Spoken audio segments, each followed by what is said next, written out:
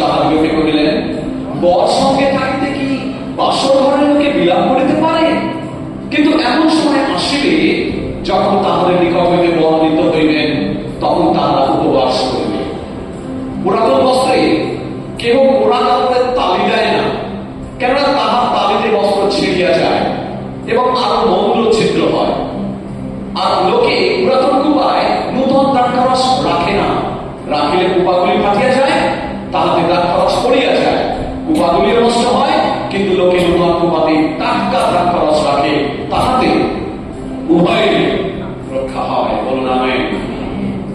আজকে এখানে কতগুলি চারটে অন্তর্দৃষ্টি ঈশ্বর আমাদেরকে দিচ্ছেন এই শাস্ত্রাংশের মধ্য দিয়ে।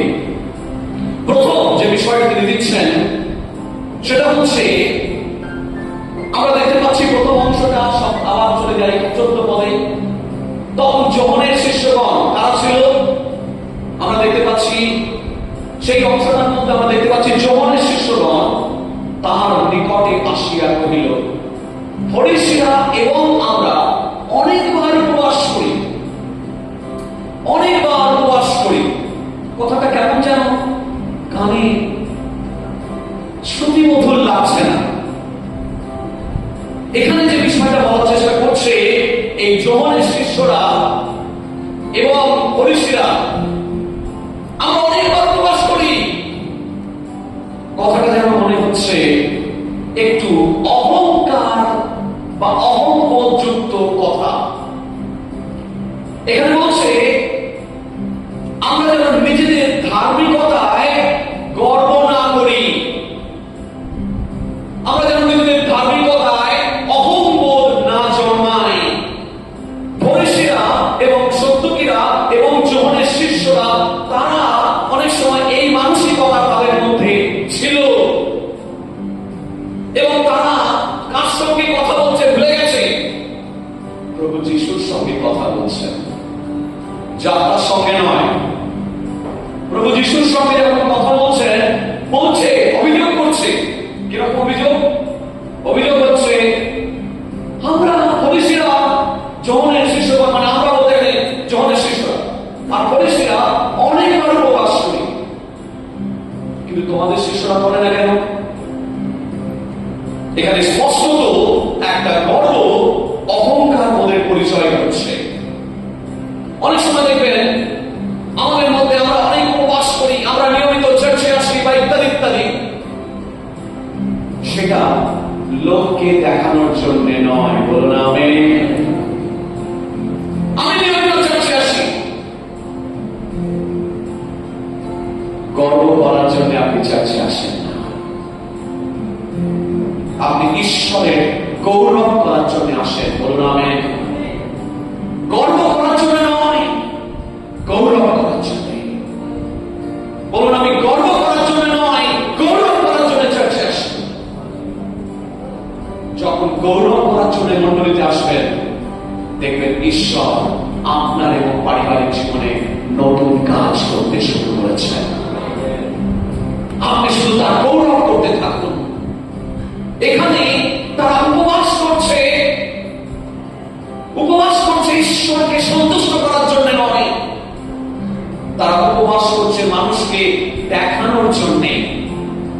আমাদের জীবনের উপবাস যিশাইয়া পুস্তকের 58 অধ্যায় দেখবেন লেখা আছে, অনেকেই জানেন, সকলেই জানেন।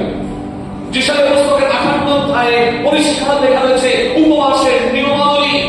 ঈশ্বর কি এক্সপেক্ট করেন আমাদের কাছে। পুরাতন নিয়ম থেকে নতুন নিয়মের দিকে যদি তাকাই, আমরা দেখব যিশু তিনি এই পরিষদের উদ্দেশ্যে তিনি বলছেন, যখন তোমরা উপবাস করো মাথায় তেল মেখো। মানে তেল মাখা বা শ্যাম্পু মাখার কথা বড় বিষয় না, মানে মানুষ যেন ধরতে না পারে বা বুঝতে না পারে যে আপনি উপবাসে রয়েছেন। আমি অনেক সময় খুব আশ্চর্য হই, অনেক মানুষকে আমি বলতে শুনেছি, তার মধ্যে কিছু পালক ছিল, আমি 40 দিন প্রার্থনা করছি, 40 দিন উপবাস করছি, আমার জন্য প্রার্থনা করবে। 40 দিন করুন কি 50 দিন করুন কি 70 দিন করুন, সেটা কাউকে বলার বিষয় নয়। আপনি হয়তো নিয়মিত উপবাস প্রার্থনা করেন, আমি হয়তো নিয়মিত উপবাস প্রার্থনা করি, কিন্তু সেটাকে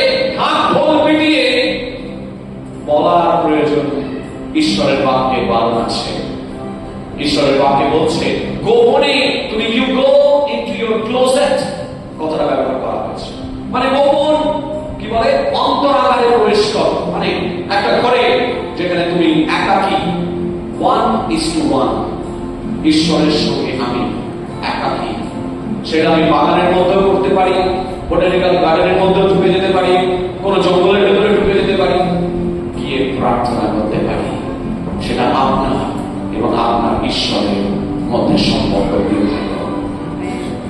আজকে এখানে যারা যৌবনের শিষ্য বা যারা ফরিসি, তাদের কাছে এই কথাটা অত্যন্ত কানে লাগে। আমাদের সময় হয়তো বেতের মন্ডলীর মধ্যে ট্র্যাডিশন আছে প্রতি সপ্তাহে প্রভুর খোঁজ নেন। এখন কেউ যদি গিয়ে বলে আপনারা বেশি ধার্মিক নয়, আমরা বেশি ধার্মিক, কারণ আমরা প্রত্যেক দিন প্রত্যেক সপ্তাহে প্রভুর খোঁজ নিচ্ছি। আপনার প্রভুর খোঁজ সপ্তাহে একবার কেন 10 বার করে নিতে পারেন, কোনো সমস্যা নেই, কিন্তু তার মানে আপনি বেশি ধার্মিক শাস্ত্র অনুসারে তা কিন্তু নয়। এখানে তারা অনেকবার উপবাস করে, যিশুকে বলছে আমরা অনেকবার উপবাস করি, কই তোমাদের শিশুরা তো করে না। প্রিয় ভাই বোন, আজকে আমাদের জীবনে এই বাক্য থেকে ঈশ্বর অন্তরে কথা বলছেন। আমাদের আধ্যাত্মিক যেন অন্যের জীবনে আশীর্বাদের কারণ হয়, সমালোচনার কারণ না হয়। এখানে ধার্মিকতা অন্যকে সমালোচনা করছে, অন্যের সঙ্গে নিজেকে তুলনা করছে। প্রকৃত ধার্মিকতা কখনো একজনের সঙ্গে একজনের তুলনা করে না। এখানে বলছে তোমার শিষ্যরা তো করে না, আমরা করছি, দেখো নিজেদেরকে আগেই তুলি। কখনো এই ধরনের মানসিকতা যদি থাকে, ঈশ্বরের বাক্য বলছে শেষ দিনে আপনার ধার্মিকতার মূল্যায়ন করা যাবে। আপনার এবং আমার যিশু নিজে একটা উদাহরণ দিচ্ছেন। তিনি নিজে একজনের কথা বলছেন, যিনি তার একজন আসবে এবং সে বলবে প্রভু আমার পাপ ক্ষমা করো, আমি অনেক পাপী, আমাকে তুমি ক্ষমা করো। অর্থাৎ ভগ্ন চূর্ণ হৃদয়কে প্রভু পছন্দ করেন, বলুন আমেন। প্রকৃত ধার্মিকতা আপনার মধ্যে ভগ্ন চূর্ণ হৃদয় নিয়ে আসে। প্রকৃত ধার্মিকতা অশিষ্টাচরণ করে না। প্রকৃত ধার্মিকতা আপনাকে নিজেকে তুলে ধরতে চায় না। প্রকৃত ধার্মিকতা অন্যের সঙ্গে নিজেকে তুলনা করতে শেখায় না। মনে রাখবেন, আপনার ডিএনএ কে ঈশ্বর আপনার মতো করে তৈরি করেছেন। এখন ডিএনএ কথা মানে কি? ডিঅক্সিরাইবোনিউক্লিক অ্যাসিড, বায়োলজিতে আমরা বলেছি। এই ডিএনএ একেবারে স্প্রিং এর মতো পেঁচানো। প্রত্যেকটা মানুষের ডিএনএ আলাদা। ঈশ্বর তার প্রতিমূর্তিতে সৃষ্টি করেছেন ঠিকই, কিন্তু প্রত্যেকের ডিএনএ আলাদা। পৃথিবীতে যত মানুষ আছে তার ডিএনএ আলাদা, বলুন আমেন। মানে তিনটে জিনিসের সাথে একজনের সাথে আরেকজনের জীবনে মিল হবে না, কোনোদিন মিল হবে না। হাতের তালু, এই জন্য আধার কার্ডে হাতের ছাপ দেওয়া হয়। চোখের রেটিনা মিল হয় না। 3 নম্বর ডিএনএ ঈশ্বর যা আপনার আর আমার ভেতরে দিয়ে দিয়েছেন, তার মানে ইউ আর ইউনিক। আপনি অনন্য, সাধারণ। আপনার সঙ্গে আর কারো তুলনা করা যাবেন না, তাই নিজেকে অন্যের সাথে তুলনা করতে যাবেন না। ঈশ্বর তুলনা করার জায়গায় রাখেননি।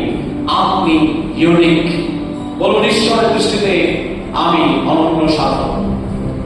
নিজের দিকে তাকিয়ে বলুন আমি ঈশ্বরের দৃষ্টিতে অনন্য, সাধারণ। মানুষ হয়তো আপনাকে সমালোচনা করে বলছে তুমি এটা করো না, তুমি ওটা করো না, তুমি এটা করো না, তুমি ওটা করো না, কিন্তু ঈশ্বর বলছেন যে তুমি you are unique, you are one of its kind. তোমার মতো আরেকটাকে আমি তৈরি করিনি। You are unique. আমরা প্রত্যেকে ইউনিক। তাই কি করছি, তার দ্বারা আমরা একে অপরকে কখনো ছোট করব না, একে অপরকে সমালোচনা করব না, কিন্তু আপনার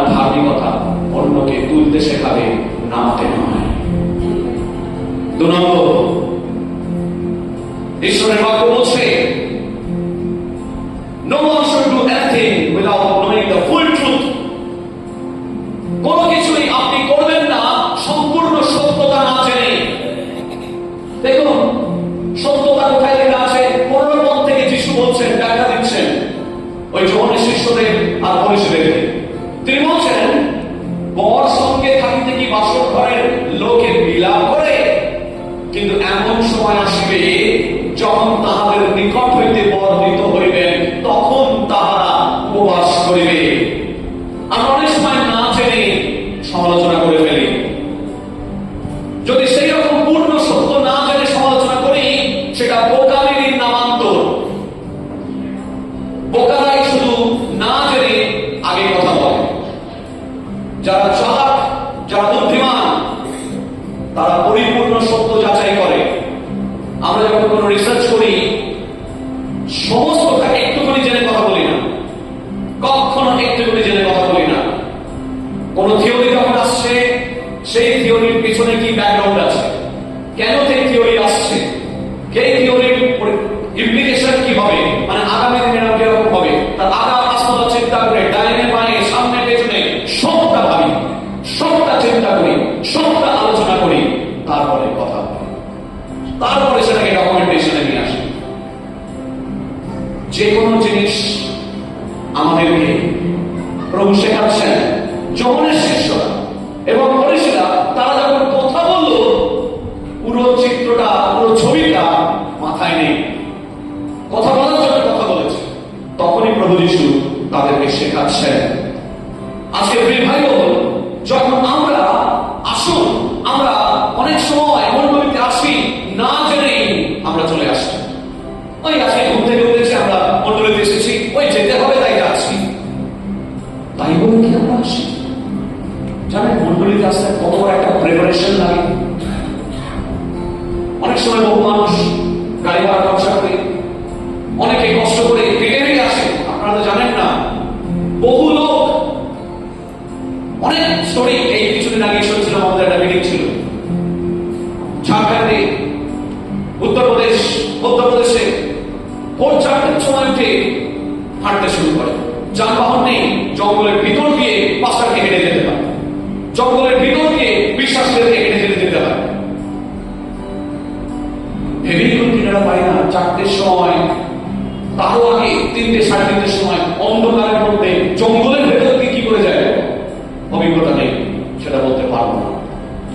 তবে বুঝতে পারছি যে কতটা কষ্টকর। তাই মণ্ডলীতে যখন মানুষ আসে, অনেক কাজকর্ম ছেড়ে, অনেক ধরনের স্যাক্রিফাইস করে তারা আসে, এটা আমরা বুঝতে পারি। কিন্তু যখন তারা আসে, তখন শুধু শুধু তারা আসে না, তারা আসে ঈশ্বরকে গৌরব দেওয়ার জন্য।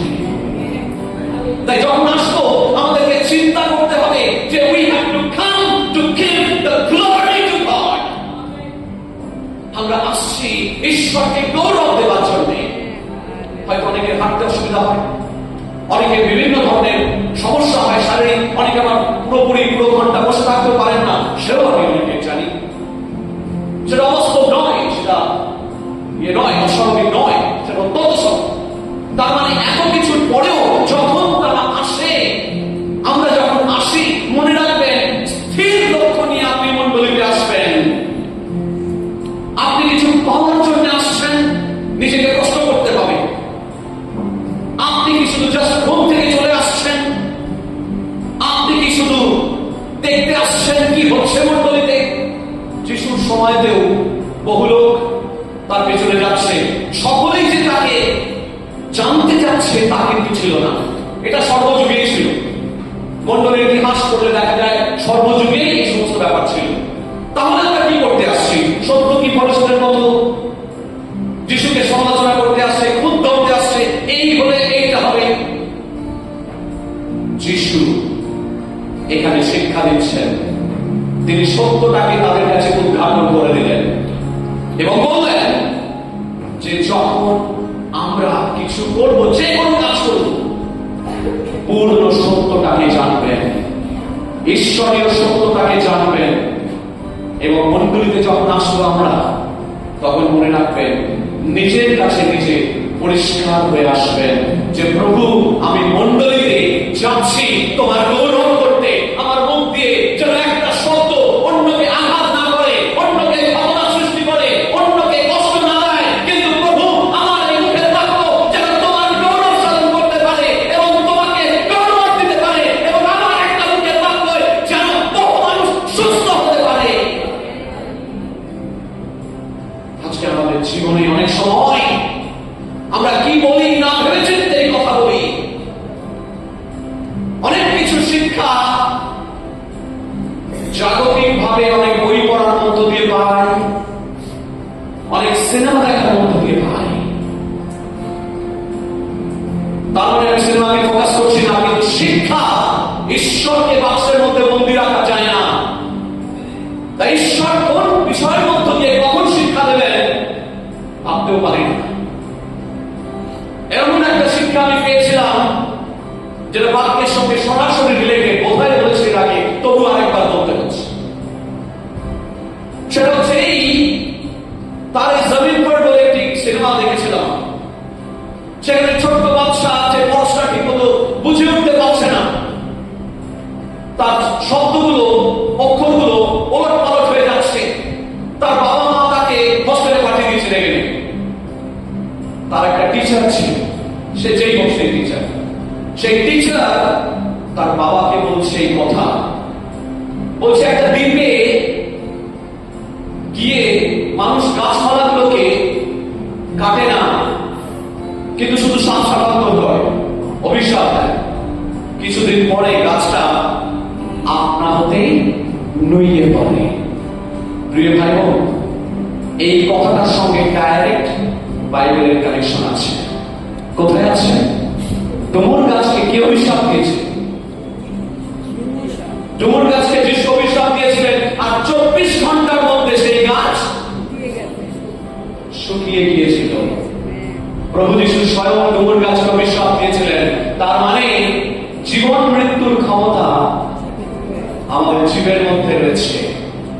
ঈশ্বরের প্রতিমূর্তিতে সৃষ্টি আমরা। আমার খুব ইচ্ছা ঈশ্বরের প্রতিমূর্তি নিয়ে একদিন প্রচার করি এবং আপনাদেরকে শিক্ষা দিয়ে এই বিষয়ে। কারণ ঈশ্বরের প্রতিমূর্তির মধ্যে অনেক কিছু লুকিয়ে রয়েছে যা এখনো পর্যন্ত আমরা জানি না।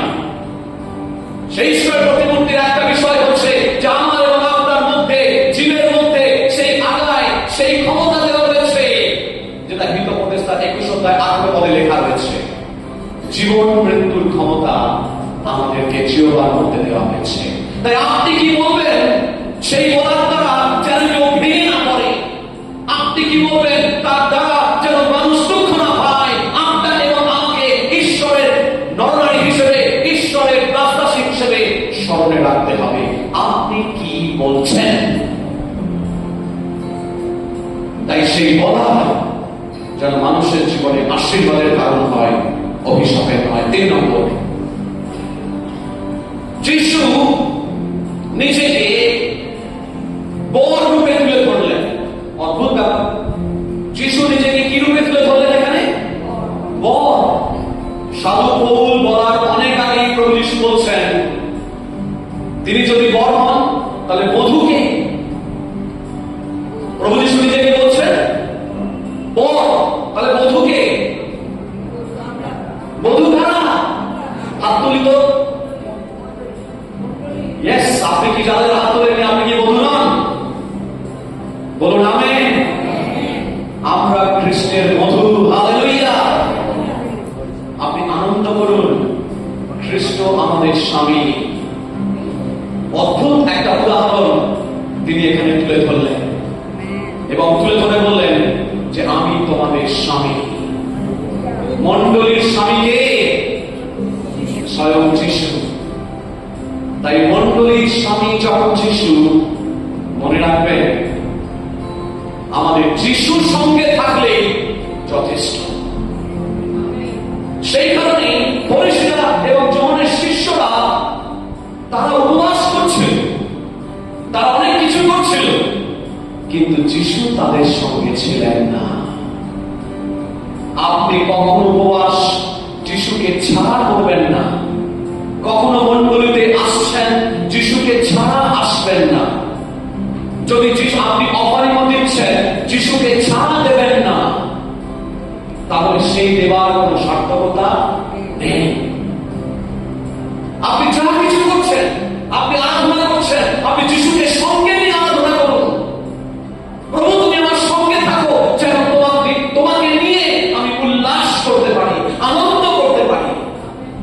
কেবল সেই কারণেই বলেছেন আনন্দ করো, প্রভুর দিয়ে আনন্দ করো।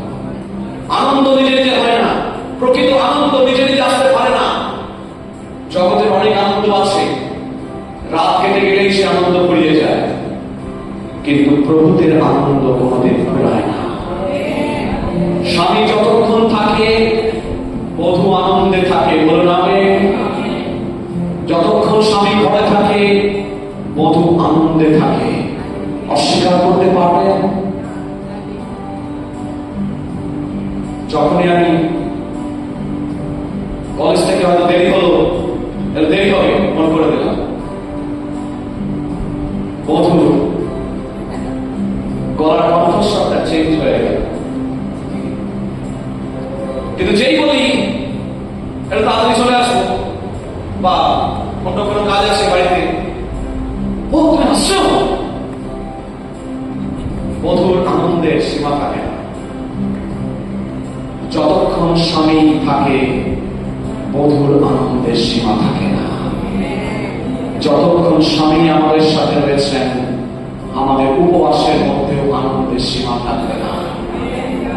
যতক্ষণ স্বামী থাকবেন ততক্ষণ আরাধনায় আনন্দের সীমা থাকবে না। যতক্ষণ স্বামী থাকবেন আমাদের যা কিছু করি প্রচারের মধ্যেও আনন্দের সীমা থাকবে না। যখন আনন্দের থাকবে সেই স্বামী থাকবে, কারণ স্বামীর উপস্থিতির মধ্যে আনন্দ বিরাজ করছে। তাই যতক্ষণ স্বামীকে আপনি ধরে রাখতে পারবেন, জানবেন আপনার জীবনে আনন্দের অভাব কোনদিন হবে না। যখন স্বামীকে নিয়ে আপনি আনন্দিত, তখন বাড়ির বাইরে কি হচ্ছে আপনি দেখেন না। দেখেন, কখনো দেখবেন না নিজেদের মধ্যে যদি স্বামী স্ত্রীর মধ্যে খুব মিল থাকে, ভালোবাসা থাকে, ও কি করছে সে কি করছে ও দেখবেন মাথার মধ্যে থাকবে। আমি খুব বাস্তব কথা বলছি, মাসিমা ঠিক বলছি তো? কখনো দেখবেন বড় সমালোচনা হয় না।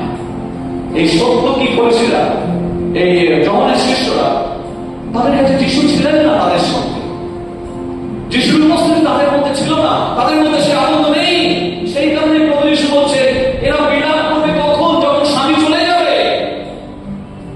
স্বামী যখন আছে তখন বিলাপ করার তো কিছু নেই।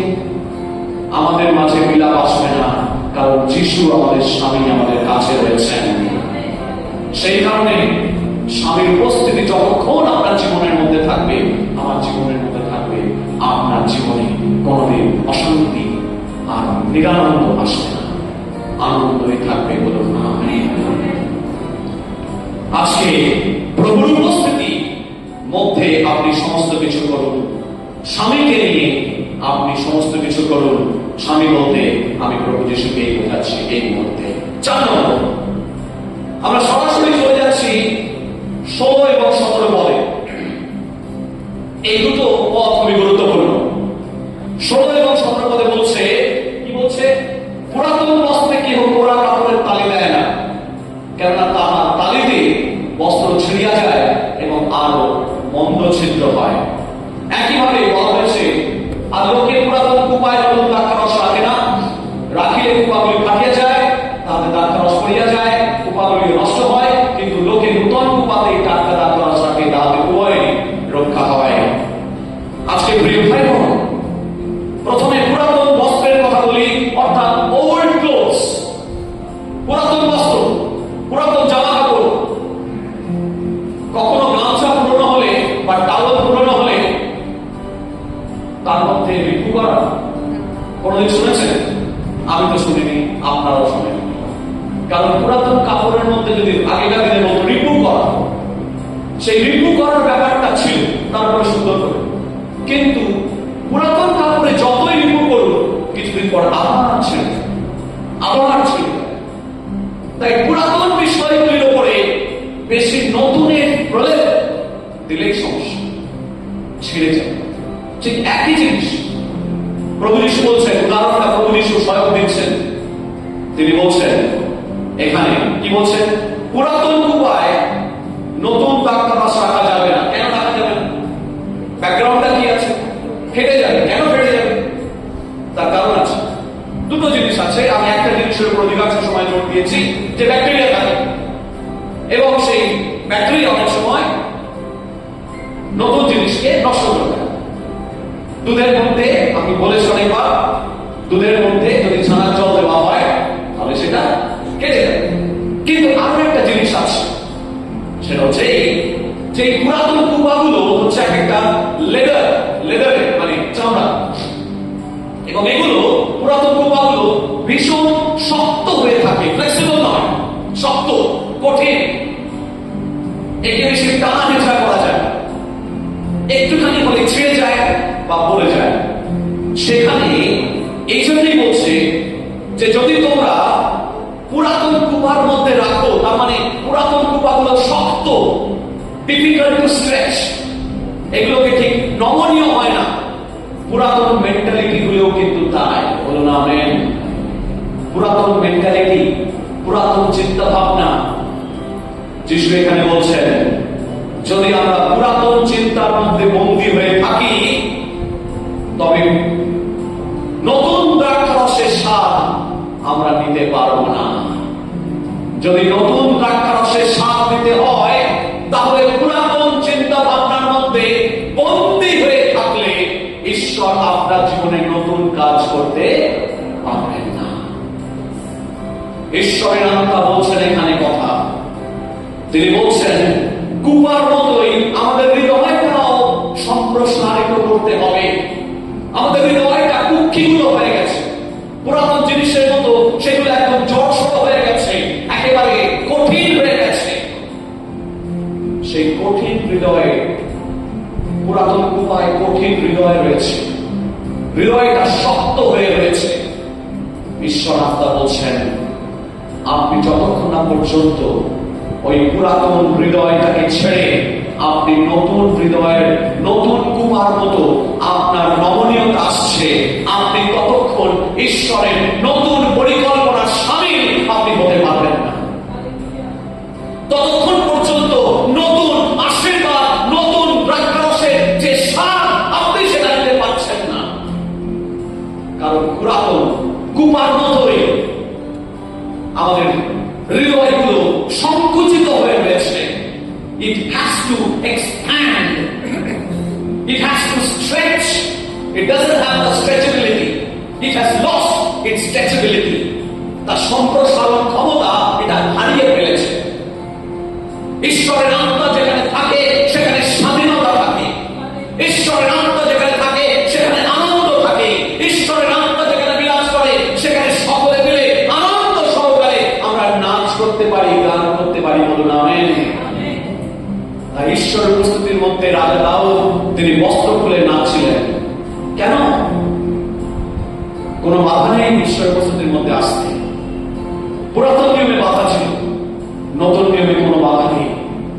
সেই কি বলে, সেই পর্দাটা ছিঁড়ে গেছে। এই কারণে আরাধনার সময় যারা নাচতে চায় আমি অ্যালাউ করি। কেন অ্যালাউ করি? কারণ ঈশ্বরের উপস্থিতিটা বিবলিক্যাল ভার্সন, একেবারে বিবলিক্যালি প্রুভেন যে ঈশ্বর উপস্থিতির মধ্যে আসলে আত্মা যদি আমাদের অন্তরকে ছুঁয়ে দেয় তখনই আপনি কেবল নাচতে পারবেন, বলুন না। তাই ঈশ্বর উপস্থিতির মধ্যে যখন আসছেন, বহু দূর থেকে আসছেন, বহু কষ্ট করে আসছেন, বহু সমস্যা ছেড়ে আপনি আসছেন, রান্না বান্না না করে আসছেন, আসছেন কেবল গৌরব দেওয়ার জন্য, আসছেন ঈশ্বর উপস্থিতির মধ্যে আনন্দ করার জন্য। তাই যখন আপনি বাড়ি ফিরে যাবেন, বাড়ি ফিরে গিয়ে যেন মনে হয় প্রভু তোমায় ধন্যবাদ দিই, মণ্ডলীতে গিয়ে আজ খুব আনন্দ হয়েছে, আজ খুব আনন্দ হয়েছে, আজ খুব আনন্দ হয়েছে, আমি নতুন কিছু শিখতে পেরেছি, প্রভু তুমি আমার সঙ্গে কথা বলেছো। That should be the perception. এইটাই আমাদের উপলব্ধি হওয়া উচিত। তখনই জানবেন আপনি জীবন্ত বিশ্বাসী, আপনি জীবন্ত বিশ্বাসী।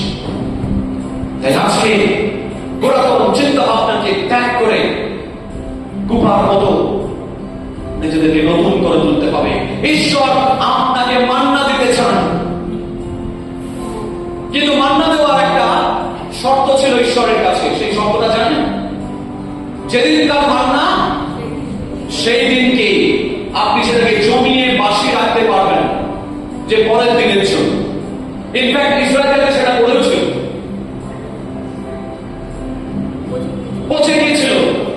ঈশ্বর কষ্ট পেয়েছিলেন কেন জানেন?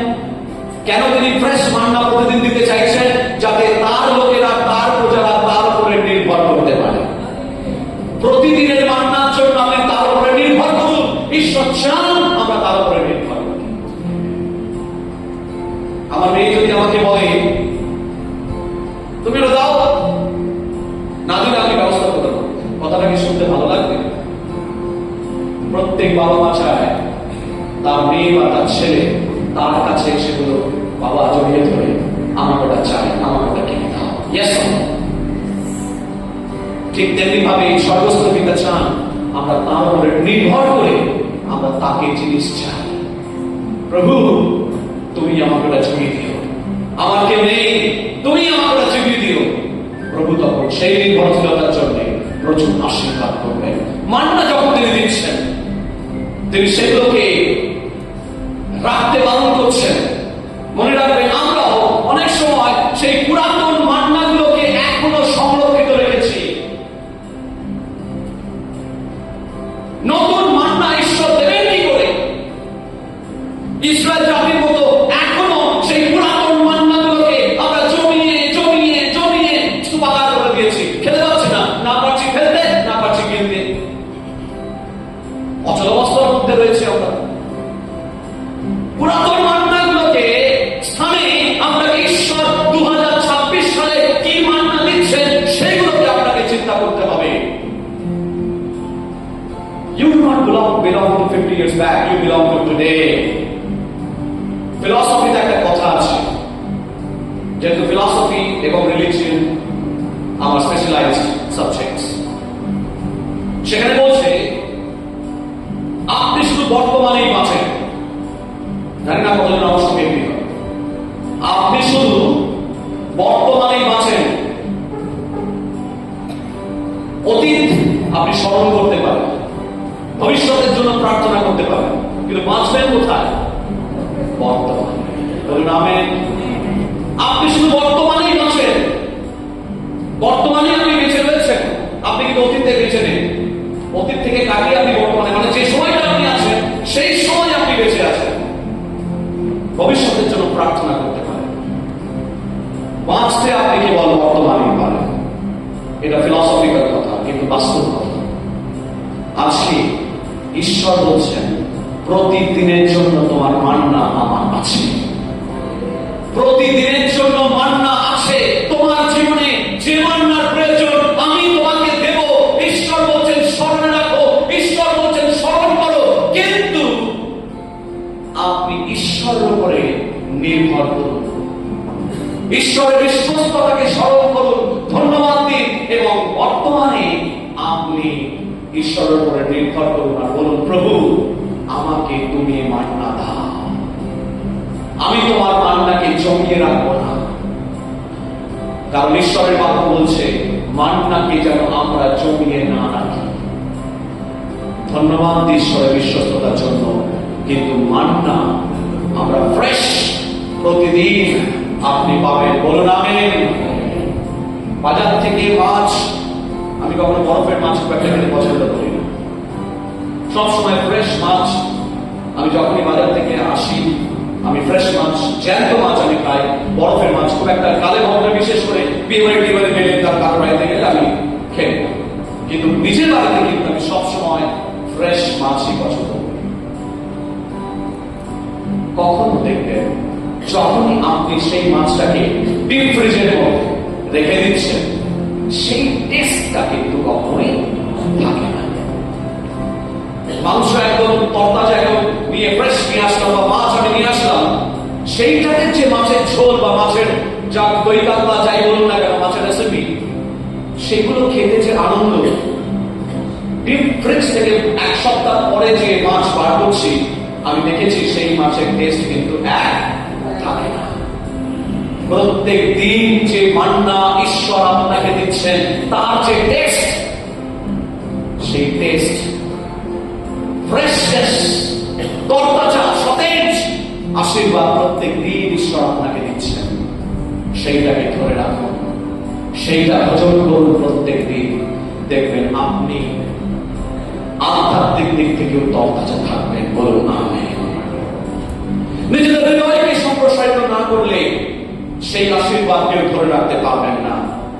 আপনার পুরাতন কুচিন্তা, অবিশ্বাস, কুঅভ্যাস অনেক সময় আশীর্বাদকে কোথাও না কোথাও আটকে দিচ্ছে, আপনাকে বাড়তে দিচ্ছে না। কারণ আপনি সেই জায়গায়, আপনি পুরাতন কুয়ার মধ্যে, মানে পুরাতন কুঅভ্যাস আপনার মধ্যে অনেক সময় অবিশ্বাস কাজ করছে, যে কারণে বৃদ্ধি আপনার জীবনে আসছে না। আপনি পুরাতন কুপার মতো সেই কঠিন হৃদয়টাকে সরিয়ে দিন। নতুন হৃদয়, যেখানে ঈশ্বর নতুন মান্না ঢালতে চাইছেন, নতুন আশীর্বাদকে ঢালতে চাইছেন, নতুন উন্নতি আপনাকে দিতে চাইছেন, কিন্তু পুরাতন কুপার কারণে সেই মাটির মধ্যে ছিদ্র থেকে গেছে, যাই ঢালা হচ্ছে তবে পড়ে যাচ্ছে। যদি ঈশ্বর আপনার মতো কথা বলছেন, তাহলে আপনি নিজেকে সংশোধন করুন। ঈশ্বরের কোনো অভাব নেই, সমুদ্রের জলের কোনো অভাব হয় না। এবার জলের মধ্যে পাইপটা লাগানো আছে, অথচ সেই পাইপ দিয়ে আমার বাড়িতে জল আসছে না। প্রবলেমটা কোথায়? পাইপের মধ্যে, সমুদ্রের জলের মধ্যে না। জলে যথেষ্ট সরবরাহ রয়েছে, যথেষ্ট আশীর্বাদ তার কাছে রয়েছে। তিনি মহাসমুদ্র সৃষ্টি করেছেন, তার থেকেও কি বড় জিনিস আছে আমার জানা নেই। তিনি এতটাই বিশাল, যাকে ব্যাখ্যা করা যায় না। সেই বিশাল সমুদ্রের আশীর্বাদের মাঝে আমাদের জীবন কানেক্টেড রয়েছে। তাহলে আশীর্বাদ কেন আসবে না, বলো না? তাহলে সেই আশীর্বাদকে পেতে গেলে মনে রাখতে হবে কোথায় ব্লকেজ কাজ করছে। যদি আপনার অবিশ্বাস, প্রভু বলছেন আপনাকে তিনি দেবেন, আপনি ভাবছেন প্রভু আমি পাবো তো, প্রভু আমি হবে তো, প্রভু কাজটা হবে তো, হবে তো কেন বলছেন? প্রভু বলছেন শস্যের দানার মতো যদি বিশ্বাস থাকে, তাহলে ইতিমধ্যে সেটা হয়ে গেছে, ধন্যবাদ দিন। সেটাও বাক্যে লেখা আছে, ধন্যবাদ দিন। তাই কুঅভ্যাস, অনেক সময় দেখবেন মানুষের কুঅভ্যাসের কারণেও অনেক বিষয় সাফার করে। আশীর্বাদটা ঠিক স্টেডি ফ্লো হতে পারে না। অবিশ্বাস, কুঅভ্যাস, কুচিন্তা অনেক সময় আমাদের জীবনে বাধা সৃষ্টি করে। আজকে যেন কোনোভাবে সেই পুরাতন উপায়, যে উপায় পাপের ভাইরাস রয়েছে, যে উপায় ব্যাকটেরিয়া রয়েছে, যে উপার মতো অন্যান্য জিনিস রয়েছে, যেগুলো ঈশ্বরের পরিকল্পনাকে নতুন ভাবে টিকে ফেলার চেষ্টা করছে, আজকে যদি আপনার জীবনে ভরপুর আশীর্বাদ পেতে চান, তাহলে বলুন প্রভু আমি নতুন উপায় আসতে চাই। প্রভু আমার জীবনে তুমি নতুন কুপা দাও, যেন নতুন মান্না, ফ্রেশ অ্যানয়েন্টিং, ফ্রেশ অভিষেক আমি পেতে চাই আজকে। ফ্রেশ অ্যানয়েন্টিং। বিশ্বাসী জীবনে অ্যানয়েন্টিং বিভিন্ন ধরনের হয়, সে নিয়ে ওনার কোনো সময় প্রচার করা যাবে। সব অ্যানয়েন্টিং এক কাজের জন্য নয়। আপনি সাক্ষ্য বহন করছেন, আপনার অ্যানয়েন্টিং দরকার। আপনি কোনো বিশেষ পড়াশোনার কাজে আছেন, জাগতিক কাজ করছেন, কিন্তু পড়াশোনার কাজে আছেন, সেই কাজের জন্য ঈশ্বরের অ্যানয়েন্টিং দরকার হয়। আপনি কোনো কাজের দায়িত্ব অফিস আপনাকে পাঠাচ্ছে, সেই কাজের জন্য ঈশ্বরের অ্যানয়েন্টিং দরকার হয়। ঈশ্বরের অভিষেক বিভিন্ন কাজের জন্য দরকার হয়। শুধু প্রচার করার কাজে ঈশ্বরের অ্যানয়েন্টিং দরকার হয় না, সব কাজের জন্য ঈশ্বরের অ্যানয়েন্টিং দরকার হয়। আমি আমার কাজ করছি, আপনি আপনার কাজ করুন। যদি আপনি কোনো বিজনেস করেন, সেই বিজনেসটাকে সঠিকভাবে চালানোর জন্য ঈশ্বরের অভিষেক দরকার হয়। ঈশ্বর অভিষেক যখন লাগে, সেই ঈশ্বর অভিষেক যখন দেবে, তখন দেখবেন আপনি কাস্টমারের সঙ্গে আপনার ডিলিং অন্য লেভেলের হয়ে গেছে, আপনার কথাবার্তা অন্য লেভেলে পৌঁছে গেছে। আপনার কথাবার্তা শুনে বহু কাস্টমার আপনার দোকানে ভিড় করে চলে আসছে। অভিষেক দরকার হয়, অভিষেক দরকার হয়। আজকে আপনি হাত তুলুন, চোখ বন্ধ করুন, সকলে চোখ বন্ধ করুন, হাত তুলুন এবং প্রভুকে বলুন প্রভু তোমার অভিষেক আমার দরকার হয়েছে, তোমার অভিষেক